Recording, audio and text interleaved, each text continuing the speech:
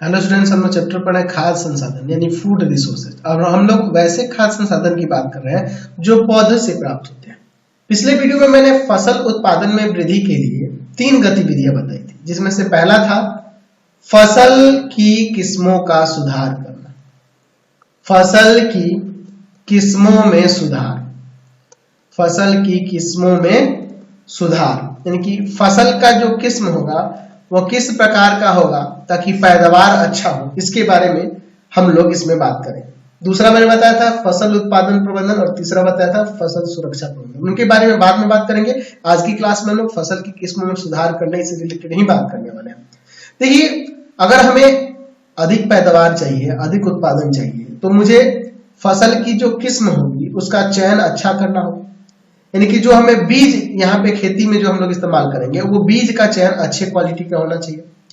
अभी के समय में, नवीन समय में जो देख रहे हैं, जो बीज उगाए जाते हैं, बीज का इस्तेमाल किया जाता है खेती बाड़ी में, वो संकर बीज कहलाते हैं। संकर बीज यानी कि हाइब्रिड कहलाते हैं। ठीक है, देखिए हाइब्रिड बीज जो होते हैं इनके गुण बहुत ही अच्छे होते हैं। इनसे ज्यादा पैदावार होता है ना जी, और कह सकते उत्पादन ज्यादा होता है, इनकी गुणवत्ता अच्छी होती है ना, इनकी रोग प्रतिरोधक क्षमता अधिक होती है, जल्दी नष्ट नहीं होते हैं। तो संकर बीज के बहुत सारे फायदे हैं। अब ये संकर बीज कैसे उत्पन्न होता है, चलिए इसके बारे में बात करते हैं। देखिए, इसके लिए क्या किया जाता है कि एक ही प्रकार के भिन्न भिन्न गुण वाले फसलों को ले, जैसे गेहूं के ही 2 फसल को ले लिया गया, उनके बीज को ले लिया गया और उनसे पौधा उत्पन्न हुआ और उन पौधों के बीच में कृत्रिम तरीके से उनका प्रजनन कराया गया। उनका पादप प्रजनन यानी कि प्रजनन कराएगा। तो जब उनके बीच प्रजनन कराया जाएगा तो नए जो बीज वहां से उत्पन्न होंगे, नए जो बीज उत्पन्न होंगे, वह जो बीज उत्पन्न होंगे वही बीज आपके क्या कहलाते हैं, संकर बीज कहलाते हैं। वो बीज क्या होते हैं, संकर बीज कहलाते हैं। और ये कृत्रिम तरीके से जो प्रजनन कराने का जो तरीका होता है वह पादप है ना जी, विकसित करने का जो तरीका होता है नए प्रकार के बीज, इसको कहते हैं पादप संकरण। पादप संकरण, ठीक है ना जी, प्लांट हाइब्रिडाइजेशन, ठीक है ना जी। तो पादप संकरण से जो बीज प्राप्त होता है उसको हम लोग क्या कहते हैं, संकर बीज कहते हैं, हाइब्रिड बीज कहते हैं, हाइब्रिड सीड्स कहते हैं। तो जो संकर बीज प्राप्त होते हैं उनके गुण जो होते हैं बहुत ही प्रमुख गुण होते हैं। उनसे उच्च उत्पादन होता है, फसल की गुणवत्ता अच्छी होती है, कम समय में वो फसल हो जाता है, रोग प्रतिरोधक क्षमता उसकी होती है। ये सारे कुछ उसके गुण आप कह सकते हैं। तो जो संकर बीज होते हैं उनके अंदर जो गुण आता है ये अपने पैतृक के, यानी कहने का मतलब कि अपने पूर्वज यानी कि जिनसे ये उत्पन्न हुआ है उनके गुण तो आते ही हैं, साथ ही साथ इनमें कुछ नए गुण भी आ जाते हैं। और इसी के कारण इस तरह के बीज को कहते हैं समुन्नत किस्म के बीज। समुन्नत किस्म के बीज, समुन्नत किस्म का मतलब होता है कि बढ़ा चढ़ाकर, यानी कि इनके जो गुण होंगे उन दोनों के तो गुण मिलेंगे ही, कुछ नए गुण भी इसमें शामिल हो जाते हैं। तो इस तरह के बीज को जब आप बोते हैं, समुन्नत किस्म के बीज को बोएंगे, तो आपको कम सिंचाई करनी पड़ेगी खेती बाड़ी में, है ना जी, कम खाद का उपयोग करना होगा, है ना, अधिक गुणवत्ता वाले आपके फसल तैयार होंगे, ज्यादा मात्रा में पैदावार होगा। तो ये सारी चीजें इस तरह के बीज को लगाने से है। तो देखिए, संकर बीज का उपयोग जो होता है अभी हर एक जगह संकर बीज का ही, हाइब्रिड बीज का ही खेती बाड़ी में इस्तेमाल हो। तो ये तो रहा पहला प्रक्रिया। दूसरी प्रक्रिया है कि क्या किया जाता है कि एक पौधे के डीएनए क्या होता है, डीएनए जिसके कारण हमें उस फसल के ऐच्छिक गुण का निर्धारण होता है, डीएनए के कारण। तो डीएनए का जो जीन होता है, डीएनए के अंदर जो जीन होते हैं, जैसे हम लोगों के अंदर भी डीएनए होता है उसी तरह पौधों में भी होता है। तो उनके जीन को क्या किया जाता है कि एक पौधे से दूसरे पौधों में उसको प्रतिरोपित कर दिया जाता है, जिससे क्या होता है कि फसल जो होता है एक नई किस्म के हमें फसल प्राप्त होते हैं, एक नए किस्म के उससे बीज हमें प्राप्त होते हैं। तो इस तरह से भी इस प्रक्रिया के द्वारा भी नए प्रकार के बीजों का उपयोग नए प्रकार के बीज बन जाते हैं और वो भी बीज जो होते हैं उनसे भी जो फसल उत्पादन होगा वह ज्यादा मात्रा में होगा, अधिक होगा। ठीक है ना जी। तो चलिए इसके बारे में थोड़ा सा लिख लेते हैं, फिर आगे बढ़ेंगे। तो हम लोग लिख सकते हैं कि अच्छे उत्पादन के लिए, अच्छे उत्पादन के लिए, उत्पादन के लिए फसल की, फसल की, फसल की किस्म समुन्नत, समुन्नत होनी चाहिए, होनी चाहिए। तो इसके लिए क्या किया जाता है समुन्नत होने के लिए? तो हम लोग लिख सकते हैं कि किसी फसल की, किसी फसल की नवीन, नवीन समुन्नत, समुन्नत किस्मों के, किस्मों को विकसित, विकसित करने हेतु, विकसित करने हेतु क्या किया जाता है जी? विकसित करने हेतु पृथक प्रजातियों, यानी अलग अलग प्रजातियों, प्रजातियों के मध्य, के मध्य कृत्रिम पादप प्रजनन, पादप प्रजनन, पादप प्रजनन, पादप प्रजनन के बारे में हम लोग क्लास 10th में पढ़ेंगे, ठीक है ना, अच्छे तरीके से कराकर एक सर्वथा नवीन प्रजाति, नवीन प्रजाति विकसित कर, विकसित, विकसित करने को पादप संकरण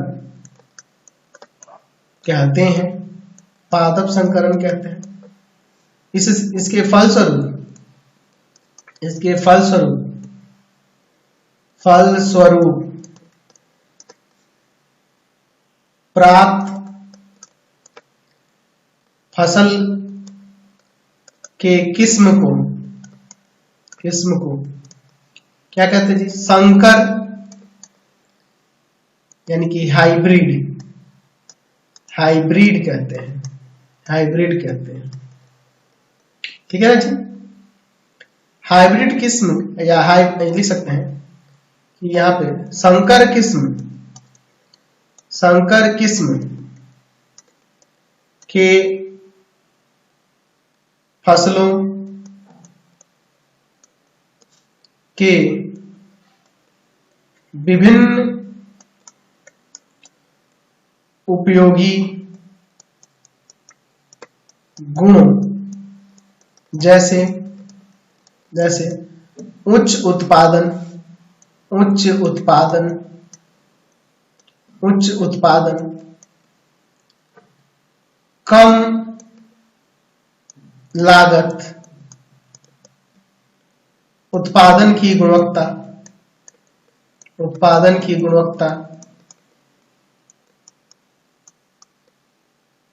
है ना, उर्वरक के प्रति अनुरूपता, उर्वरक के प्रति, उर्वरक के प्रति अनुरूपता, अनुरूपता, रोग प्रतिरोधक क्षमता,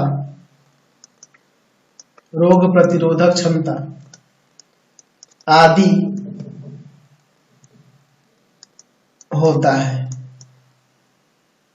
ठीक है ना जी। याद रखने के लिए एक दूसरी विधि जो मैंने बताया था उसको भी आप लिख सकते हैं कि यहाँ पे लिख सकते हैं कि एक फसल के, एक फसल के डीएनए के जीन को, जीन को दूसरे पौधे, या एक फसल लेके एक पौधे ऐसे लिख देते हैं, एक पौधे के डीएनए के जीन को दूसरे पौधे, दूसरे पौधे में प्रतिरोपित, प्रतिरोपित कर भी फसलों की, फसलों की नई प्रजाति या नई किस्म, नई किस्मों का विकास, नई किस्मों को विकसित कर देते हैं, नई किस्मों को विकसित किया जा सकता है या विकसित किया जाता है, विकसित किया जाता है। ये भी आप तरीका मैंने आपको बताया। अच्छा, ऐसा जरूरी नहीं है कि सिर्फ फसल के लिए, फसल की अच्छे उत्पादन के लिए सिर्फ बीज ही आपके लिए जरूरी है। वहां पे डिपेंड करता है कि जिसमें आप खेती कर रहे हैं उसकी मिट्टी की गुणवत्ता कैसी है, मतलब कि आप खेत में जो इस्तेमाल कर रहे हैं वो मिट्टी कैसा है, जिस खेत में बीज का इस्तेमाल कर रहे हैं उस मिट्टी की गुणवत्ता कैसी है, उसके अनुकूल उसको सब चीजें पोषक तत्वों की प्राप्ति हो पा रही कि नहीं पौधे को, ये हमें देखना होगा। मिट्टी की गुणवत्ता कैसी है, यानी कि उसकी उर्वरक क्षमता कैसी है ना। और साथ ही साथ वहां जिस जगह पे आप खेती कर रहे हैं वहां पे मौसम कैसा रहता है, मौसम के ऊपर भी निर्भर करता है। अब मैं यहीं पे अपने बिहार राज्य में मैं लेके आ जाऊं, मैं सेब का बगीचा लगाऊं, ठीक है ना जी, बिहार में मैं सेब का बगीचा लगाऊं, तो सेब का बगीचा लगाऊंगा तो क्या होगा जी भाई, उसको वैसे अनुरूप गर्मी के दिन में ऐसा अनुरूप उसको मौसम नहीं मिल पाएगा, सूख जाएगा, खराब हो जाएगा, है ना पौधा। तो उसके लिए मुझे ये ध्यान देना होगा कि मिट्टी की गुणवत्ता कैसी है, वहां का मौसम कैसा है, उसके ऊपर भी तो निर्भर करता है ना जी, है ना जी। अब हमेशा बाढ़ आ जाता है ना जी, सूखा पड़ता है, ये सब चीजें ध्यान देना होगा। तो जरूरी नहीं है कि अच्छे किस्म की सिर्फ फसल ही हो, हमें ये बाकी मतलब वहां के अनुरूप उसको परिस्थिति मिल रही है कि नहीं, उस फसल को अनुकूल परिस्थिति मिल रही है कि नहीं, इसका भी मुझे ध्यान देना होगा, तभी वहां पे फसल अच्छा हो पाएगा। ठीक है, तो एक काम करते हैं, आज की क्लास में इतना ही रहने देते हैं, है ना। नेक्स्ट वीडियो में आगे देखेंगे। आपको हमारे 3 चैनलों को सब्सक्राइब करना होगा। पहला है path finder classes Chhapra, path finder classes Chhapra. दूसरा है आपके पास भारती भवन रविकांत सर, भारती भवन रविकांत सर, रविकांत सर। और तीसरा चैनल है Ravikant sir, Ravikant sir RD Sharma solution, RD Sharma solution. तीनों चैनलों को सब्सक्राइब कर लेंगे। इससे रिलेटेड वीडियो के लिए सीधे डिस्क्रिप्शन में, इससे रिलेटेड नोट्स के लिए गूगल पे जाके सर्च करेंगे www.ravikansir.in और यहाँ जाकर आप सभी क्लासेस के नोट्स उनके पीडीएफ को डाउनलोड कर सकते हैं, पढ़ सकते हैं। इंस्टाग्राम और फेसबुक पे जाकर पाथफाइंडर क्लासेस छपरा को लाइक एंड फॉलो करना नहीं भूलिएगा। Thanks for watching the video. Comment करके जरूर बताएं कि हमारे चैनल से वीडियोस आप सभी को कैसा लगता है। Thanks for watching.